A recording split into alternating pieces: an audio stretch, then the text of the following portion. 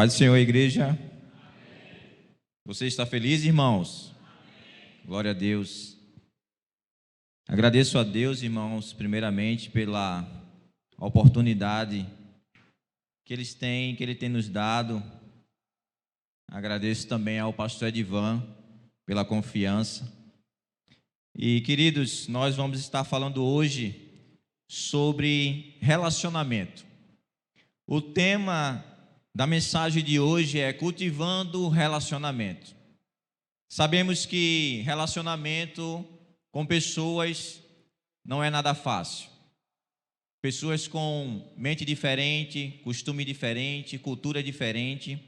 Mas Deus, Ele sempre quis ter um relacionamento tanto na vertical como na horizontal comigo e com você. Amém?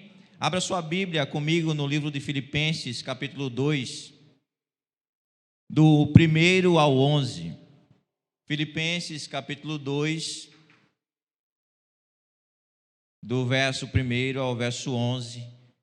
O apóstolo Paulo vai trazer uma palavra poderosa para os nossos corações, colocando Cristo como evidência em nossas vidas.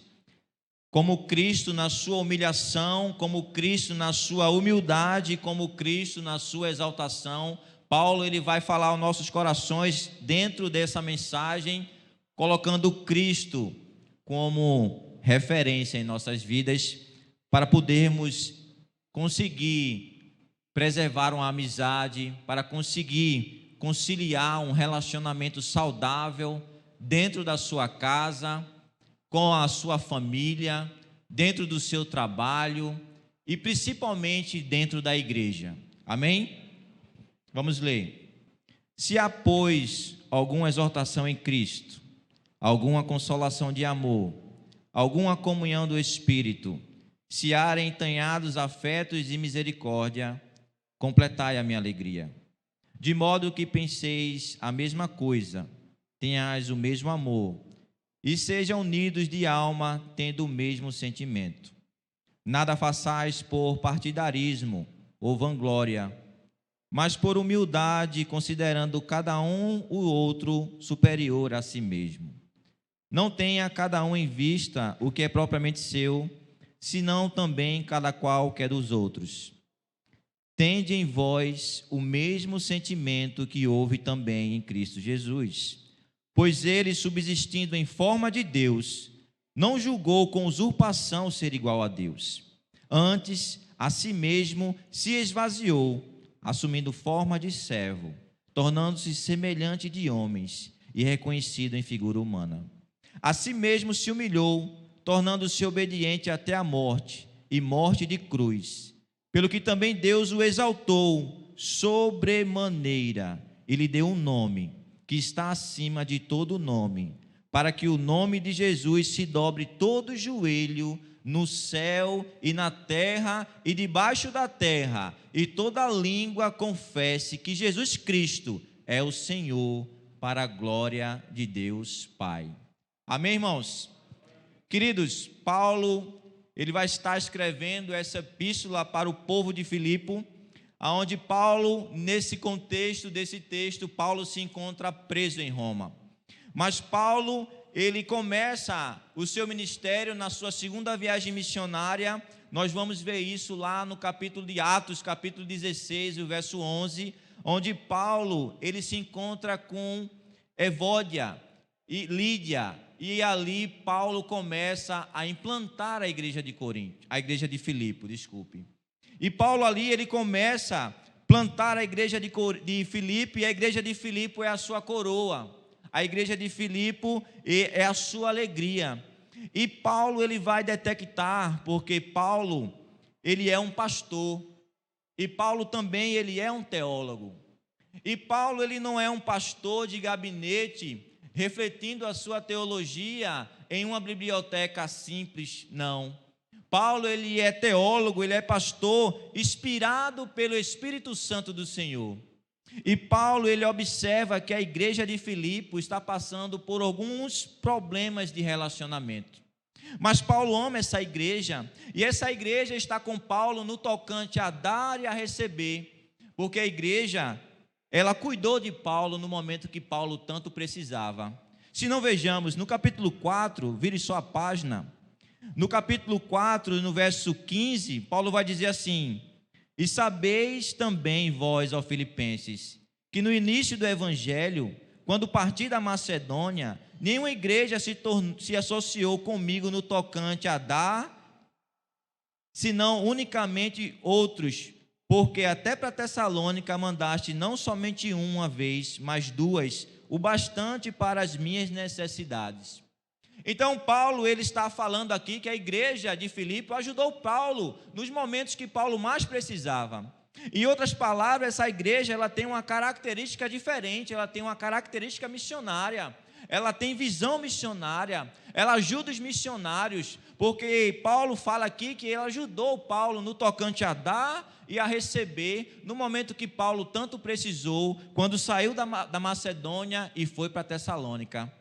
Então essa igreja, ela tem a visão missionária, essa igreja, ela tem todas as características de um povo missionário, mas portas para fora, a igreja de Filipe tinha essa característica, mas portas para dentro, a igreja de Filipe estava passando por um momento de dificuldade nos seus relacionamentos internos.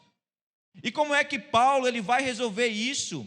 Paulo é pastor dessa igreja, essa igreja é sua coroa, essa igreja é sua alegria, mas porém, todavia, Paulo se encontra preso em Roma, mas a igreja ainda de Filipe ela se toca e manda Epafrodito atrás de Paulo para suprir a necessidade de Paulo em Roma.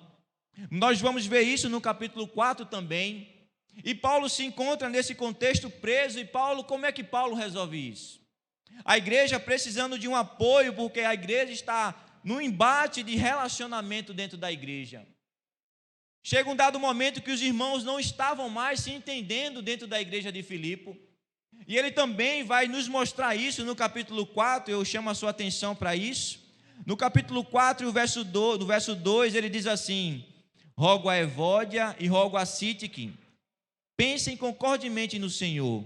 A ti, fiel companheiro de jugo, também peço que as auxiliem, pois juntas se esforçaram comigo no evangelho. Essas duas mulheres, meus queridos irmãos, elas faziam parte da igreja de Filipe e não eram mulheres anônimas. Eram mulheres que estavam com Paulo, no ministério de Paulo, ajudando Paulo no tocante a dar e a receber, a evangelizar dentro da igreja. Mas chega um dado momento que essas mulheres, Evódia e Sítique, elas não se batem mais dentro da igreja. Elas não têm mais o mesmo pensamento. Elas não entram mais em concordâncias uma com a outra. E Paulo detecta isso. Mas como Paulo vai resolver esse problema? Queridos, estamos diante de um texto mais robusto e lindo do Novo Testamento, onde Paulo, ele vai introduzir, como pastor e como teólogo, a maior doutrina de ensinamento bíblico que um cristão ele deve aceitar. Ele implementa aos filipenses a cristologia. Ele vem trazer um texto tão robusto, tão lindo, tão maravilhoso, trazendo a humildade do Senhor Jesus, trazendo a humilhação do Senhor Jesus para aquela igreja de Filipe resolver os seus problemas internos, resolver os seus conflitos de relacionamento que estava acontecendo na igreja. E ele diz aqui no começo, no verso 1, ele diz assim: se há, pois, alguma exortação em Cristo, ele está aqui falando uma afirmação, ele está falando uma convicção, ele está dizendo assim, em outras palavras, já que vocês têm exortação, já que vocês têm exortação em Cristo, já que vocês têm consolo de amor, já que vocês têm comunhão em espírito e entranhados afetos e misericórdia, ele diz, completai a minha alegria. Em outras palavras, Paulo está dizendo, vocês são incríveis, vocês têm todas as características de uma igreja perfeita, mas falta algo em vocês. Aleluia, glória a Deus. Falta algo em vocês, e Paulo diz: completai a minha alegria, de modo que penseis a mesma coisa e tenhais o mesmo amor, seja unido de alma, tendo o mesmo sentimento. Aleluia, glória a Deus. Paulo agora está clamando por unidade na igreja. Paulo está clamando por unidade. Paulo está dizendo assim: olha, já que vocês, o evangelho de Cristo chegou em vocês, já que vocês têm exortação, já que vocês têm amor, já que vocês têm entranhado os afetos do Espírito Santo, completai a minha alegria, para que eu olhe para trás e veja que eu não perdi tempo com vocês, doutrinando e ensinando vocês o amor de Cristo Jesus. Aleluia, glória a Deus. E Paulo vai clamar por unidade, por uma igreja que clama nos relacionamentos, e a igreja, nesse determinado momento, não está bem nos seus relacionamentos, um para com o outro dentro da igreja. E Paulo, ele vai trazer esse ensinamento na humildade, ele vai mostrar a humildade de Cristo. E quando nós pensamos na palavra humildade, nós pensamos logo em pobreza. Quando pensamos nisso, pensamos na humildade, logo vem o pensamento na nossa cabeça de pobreza. Mas a humildade não é com uma condição, é um valor. Humildade é a qualidade de quem age com simplicidade e com uma característica das pessoas que sabem assumir a sua própria responsabilidade, sem arrogância, sem prepotência, sem soberba. Onde há humildade, há reconhecimento das próprias limitações, a doação voluntária, a modéstia, a ausência de orgulho. Depois de muita reflexão, verdadeiramente nós chegamos à conclusão que humildade, ela é uma obra do Espírito Santo do Senhor. Posso ouvir um amém, irmãos? Então, Paulo, ele vai trazer essa questão, trazer a humildade de Cristo, porque muitos irmãos, e Paulo vai falar aqui no verso 3, ele diz assim: nada façais por partidarismo ou vanglória. Tinha pessoas dentro da igreja de Filipe que queria aparecer mais do que Jesus Cristo. Tinha pessoas que estavam ali na igreja de Filipe querendo as luzes da ribalta sobre ele ou sobre ela, querendo ter a atenção para poder se mostrar para a igreja, dizendo que estava fazendo as coisas certas, mas pelas motivações erradas. E Paulo chama isso de vanglória. Então quer dizer que a igreja estava faltando com humildade. A igreja de Filipe, num determinado momento, estava faltando com humildade um para com o outro nos seus relacionamentos. Irmãos, como é difícil nos relacionarmos com pessoas.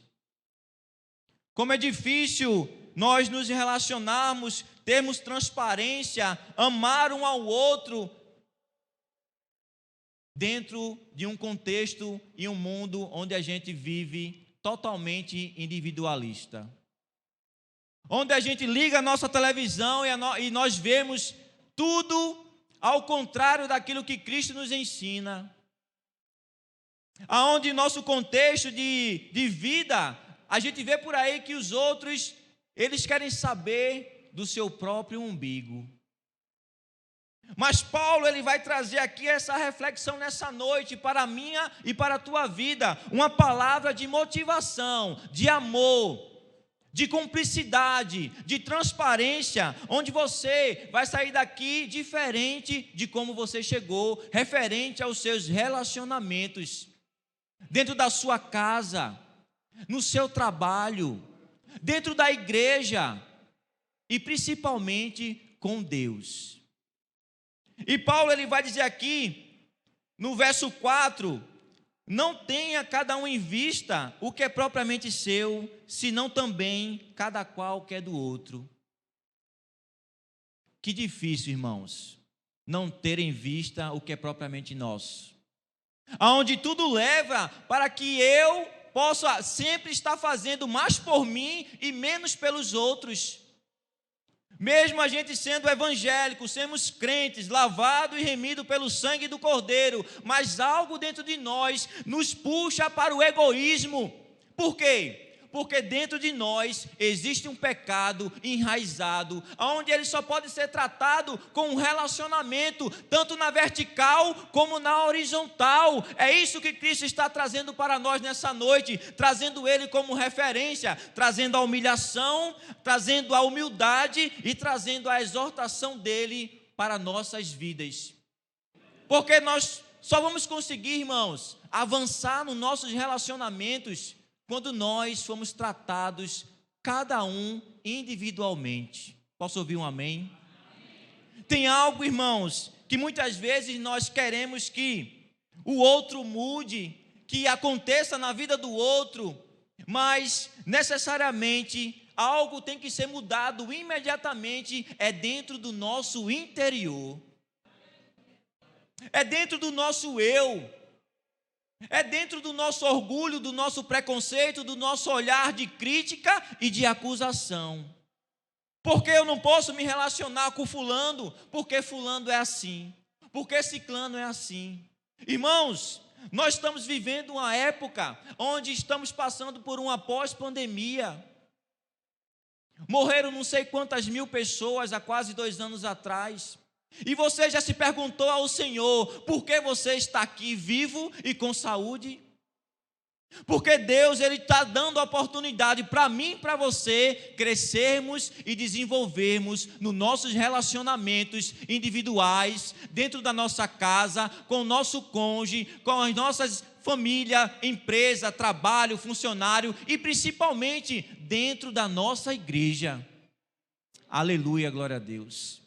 É aqui dentro onde o Senhor Jesus quer trabalhar o nosso interior. É aqui dentro onde o nosso Senhor Jesus quer que nós mudemos o nosso interior. Mudar, transformar. Porque é isso que o Evangelho ele traz na nossa vida. Não tem ninguém superior. Não tem ninguém mais do que ninguém. Eu posso saber, eu posso ser um mestre em teologia, eu posso ser pastor, mas o que é que adianta ter conhecimento pelo conhecimento? Conhecimento pelo conhecimento, ele incha. E onde Jesus Cristo está nos ensinando a cada dia que nós temos que mudar o nosso interior.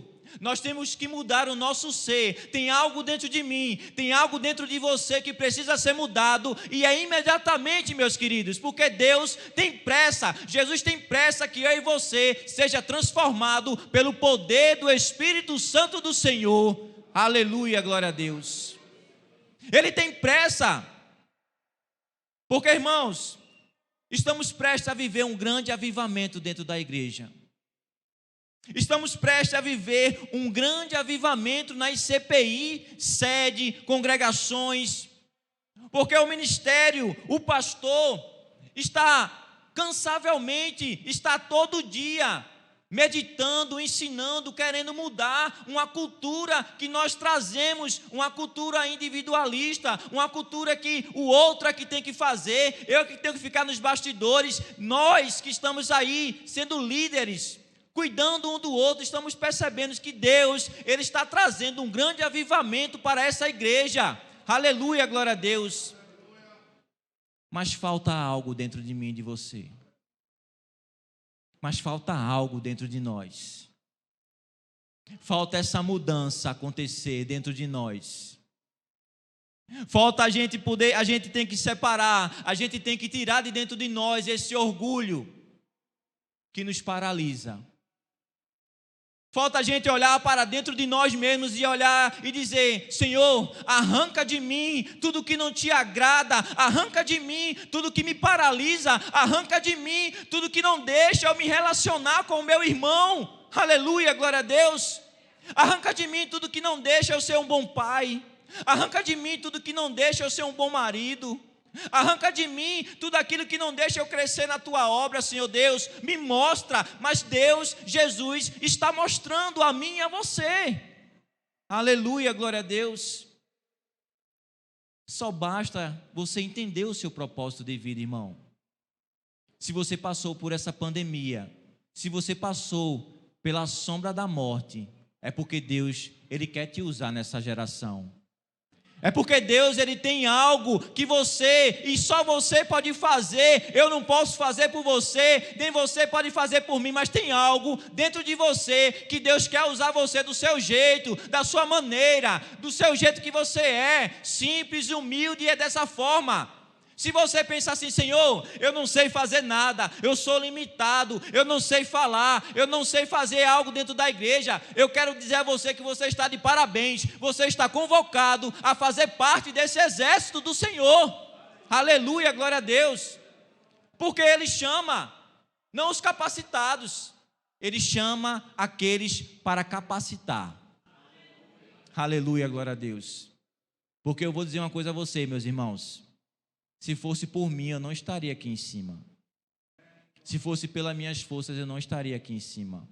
Mas algo dentro de mim fala mais alto, porque eu tenho que compreender da onde eu saí, da onde Deus está me colocando e para onde Deus vai me colocar, entender o propósito de Deus na minha vida. E você tem que entender o propósito de Deus na sua vida. Aleluia, glória a Deus. E por isso que Paulo, ele vem dizendo aqui na sua palavra, trazendo Cristo como referência de humildade. Não tenha cada um o que é em vista, o que é propriamente seu, senão também cada qual que é dos outros. Olhando por essa ótica, nós podemos afirmar que existem duas filosofias de vida.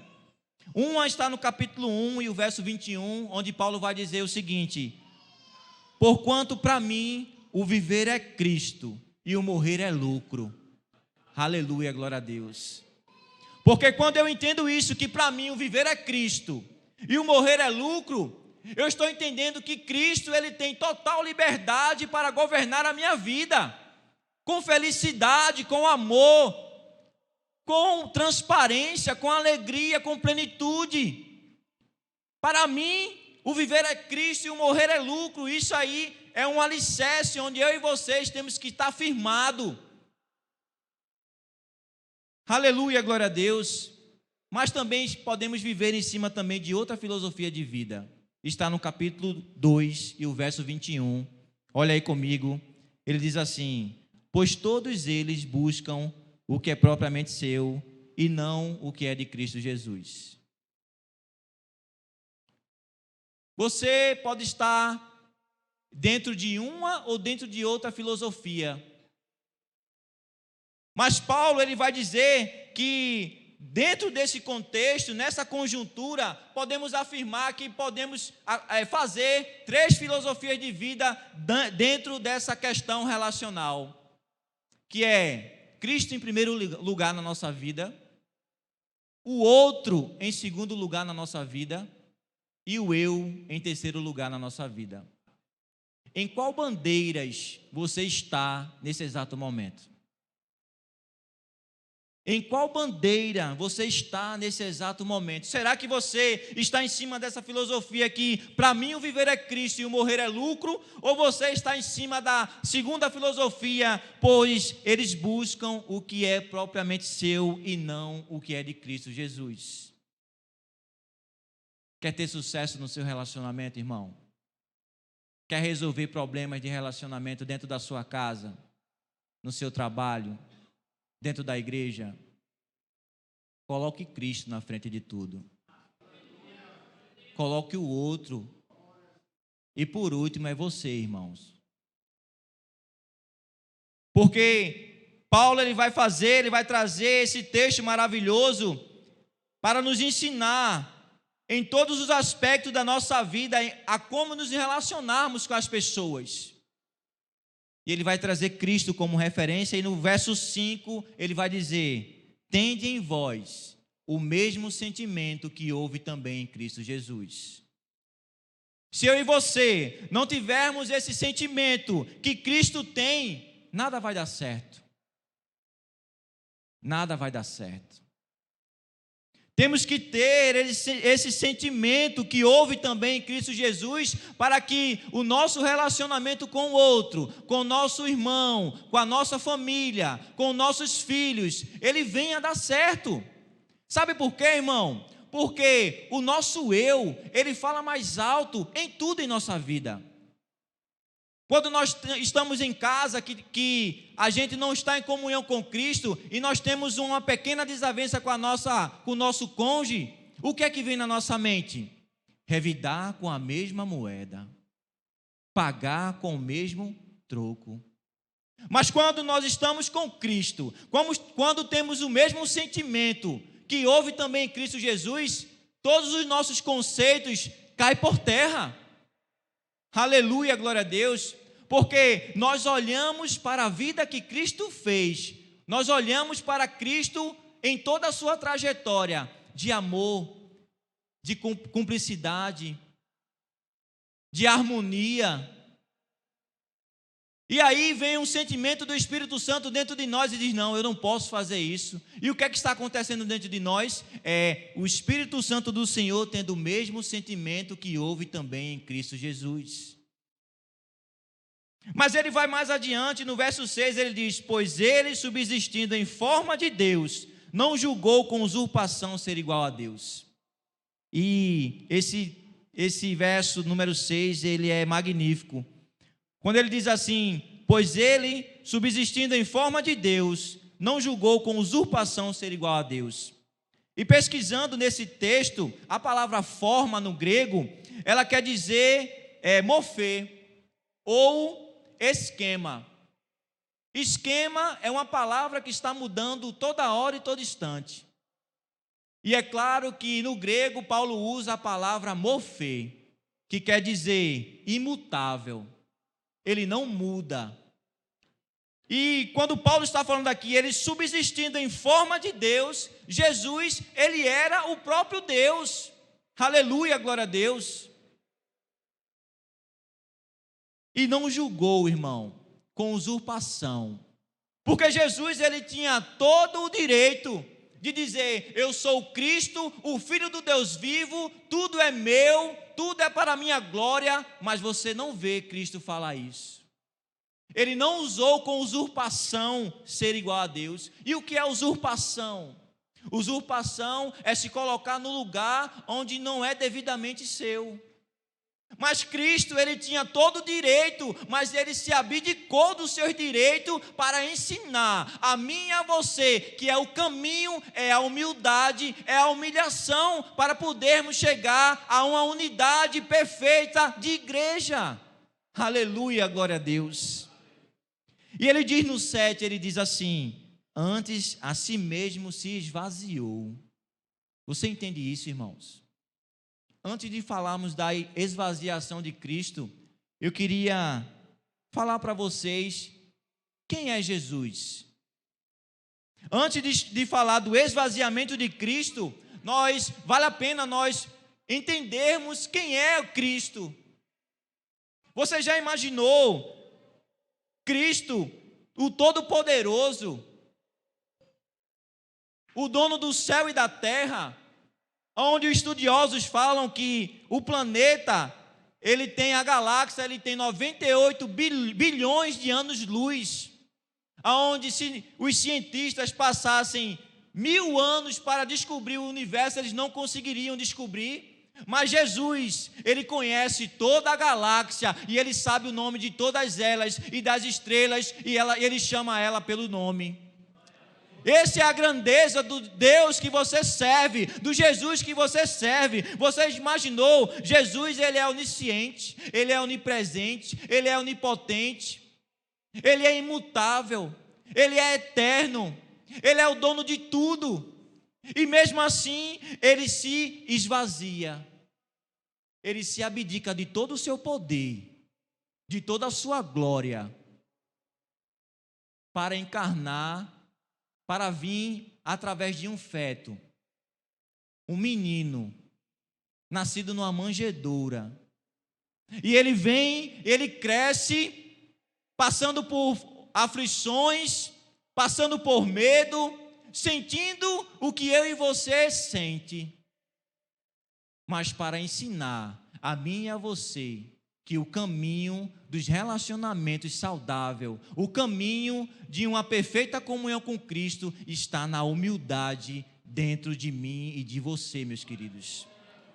E ele se esvaziou. E entenda que aqui o texto ele fala, a si mesmo se esvaziou. Ele não foi esvaziado por ninguém. Porque Jesus ele não poderia ser esvaziado por ninguém. Ele mesmo automaticamente se esvazia. Ele se abdica do seu poder e da sua glória. Ele cresce, ele vira homem, anda como uma pessoa normal, feito eu e você, passa por todas as aflições, todos os medos, para mostrar para mim e para você que existe ainda jeito para nossas vidas. Esse é o Cristo que você e eu servimos, irmãos. E muitas vezes nós não queremos dar o braço a torcer, nós não queremos perdoar, nós não queremos abrir mão de algo que nós não temos. E Paulo vem falar aqui, vem lembrar para mim e para você, tende em vós o mesmo sentimento que houve também em Cristo Jesus. Aleluia, glória a Deus. E ele se esvaziou, assumindo forma de servo. Eu queria que você prestasse um pouco de atenção nesse texto. Ele se esvaziou assumindo forma de servo. Quando Jesus estava com os discípulos, que chegou a Páscoa, Jesus chama Pedro e João e pede para preparar o cenáculo, a festa da Páscoa. Estava lá o cordeiro assado, estava lá as ervas amargas, e Jesus, ele entra com os seus discípulos à mesa, mas não podia sentar à mesa, era um costume, teria que lavar os pés. Mas eu queria que você entendesse que aquelas mesas de antigamente não eram feitas as nossas mesas de hoje, que a gente com o pé sujo mesmo, a gente bota os pés debaixo da mesa e ali a gente faz a nossa refeição. Não, naquela época teria que esse simbolismo de sempre quando for sentar à mesa tinha que lavar os pés. Por quê? Porque as mesas elas eram baixas, bem baixas, onde os discípulos eles reclinavam o cotovelo sobre a mesa e os pés dos discípulos ficavam quase na frente da face um dos outros. Mas quem é que ia lavar os pés que naquele momento não tinha servo? Quem é que iria fazer isso? Um gesto de humilhação. Porque isso era o papel do servo, lavar os pés. Mas aí Jesus Cristo, vendo que dentre eles não tinha ninguém para fazer esse tipo de serviço, porque na conversa onde eles estavam na mesa, eles resolveram assentar-se a si mesmo com os pés sujos, eles estavam conversando, quem é que vai ser o maior no reino dos céus? Quem é que vai ser maior no reino de Jesus Cristo? E Jesus vendo aquilo tudo acontecendo, Jesus se levanta, cinge-se com a toalha e com a bacia, e Jesus vai para Pedro e vai lavar o pé de Pedro. E Pedro diz assim, Senhor, o Senhor não pode lavar os meus pés, Senhor. Jamais o Senhor pode lavar meus pés. E Jesus diz a ele assim, Pedro, se eu não lavar teu pé, tu não tem parte comigo. Aí Pedro ele diz assim, Senhor, se for assim então, o Senhor lava o pé, lava a mão e lava também minha cabeça. E Jesus ele diz para eles, olha, vocês me chamam o mestre e vocês falam bem, porque eu sou. Porém, eu estou dando o exemplo a vocês de humildade. Sou eu que estou dando o exemplo a vocês de humildade, porque eu sendo Deus, eu estou lavando os pés de vocês. Que exemplo de humildade, irmãos.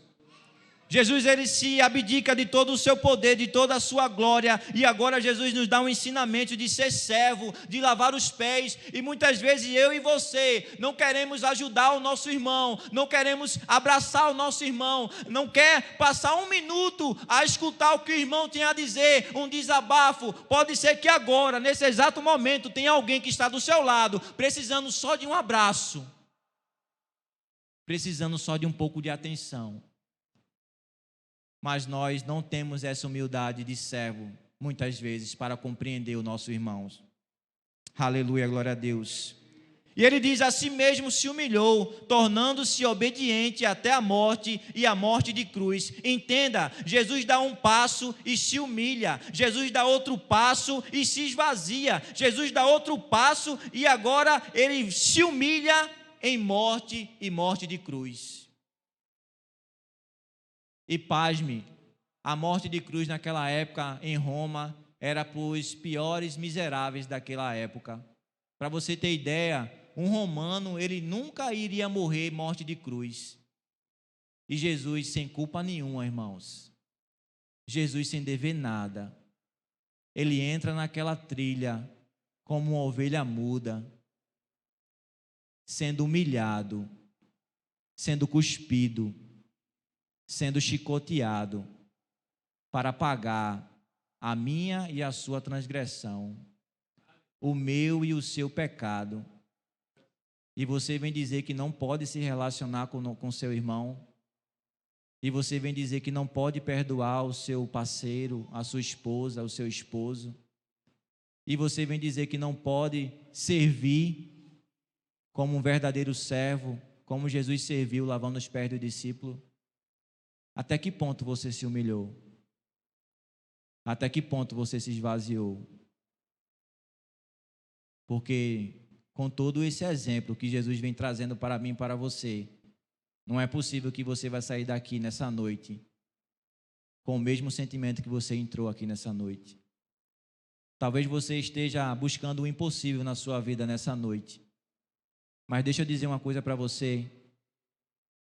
Possa ser que o seu impossível ainda não chegou na sua vida porque falta algo ser transformado dentro de você. Possa ser que aquilo que você clama pelo milagre ainda não aconteceu porque falta algo ser mudado dentro de você.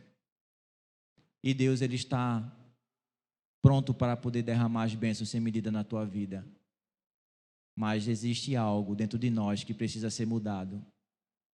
E Ele dá um passo, Ele se esvazia, Ele dá outro passo, Ele se humilha. Mas agora no verso 9 Ele vai dizer: pelo que também Deus o exaltou. E já estou caminhando para o fim, irmãos. Pelo que também Deus o exaltou sobremaneira. Esse sobremaneira está dizendo que é o maior patamar de exaltação que Deus exalta Jesus. E eu queria que você entendesse também que Ele se humilha e depois Deus o exalta. Glória a Deus e aleluia, irmãos. O caminho da humilhação é a exaltação, irmãos. Então, se você acha que você está fazendo demais, se você acha que você está perdoando demais, fazendo demais, se humilhando demais, olhe para Cristo, aonde Paulo ele vem falar: tende em vós o mesmo sentimento que houve também em Cristo Jesus. Se você acha que está fazendo demais, se você acha que está na sua casa perdoando demais, no seu trabalho, dentro da igreja, olhe para Cristo Jesus. Aleluia, glória a Deus. E ele diz: pelo que também Deus o exaltou. E um princípio bem lindo que eu vejo aqui nesse texto, irmão, é que os humilhados serão exaltados. Mas não é pelo humano, não é pela ótica humana. Os humilhados serão exaltados pelo próprio Cristo, que vê tudo em secreto, e Ele vai também te honrar em secreto.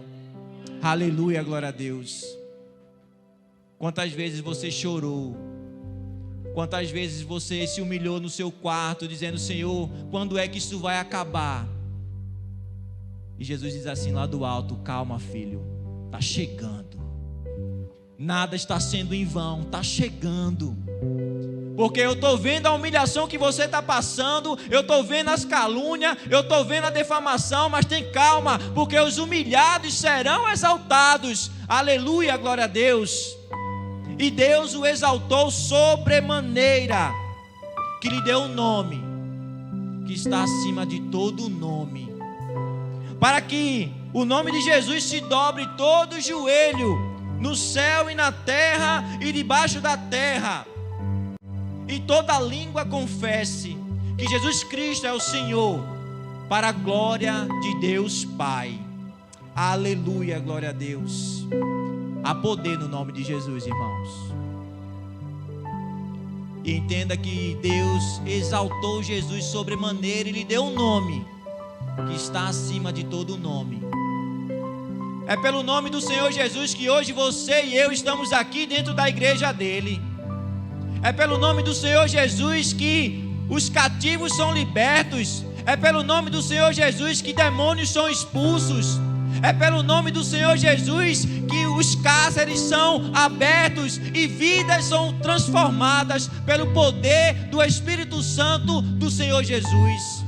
Há poder no nome de Jesus. Há poder no nome do Senhor Jesus. E um dia todo joelho se dobrará perante Jesus Cristo.